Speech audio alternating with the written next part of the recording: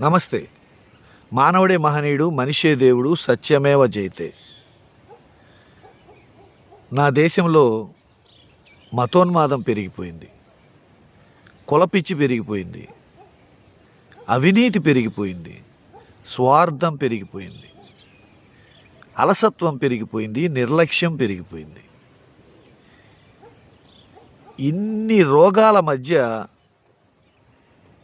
నా జీవితం ఏమవ్వాలి, నా కుటుంబ పరిస్థితి ఏం కావాలి, నా పిల్లల భవిష్యత్తు పరిస్థితి ఏంటి, ఇలా ఆలోచించుకున్నప్పుడు వీటన్నిటినీ మార్చగలిగేది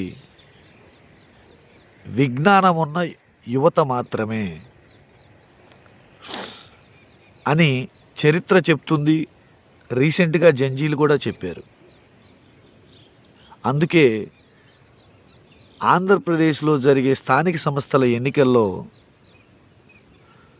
చదువుకున్న 30 ఏళ్ల లోపు యువతకి అవకాశం కల్పించాలి.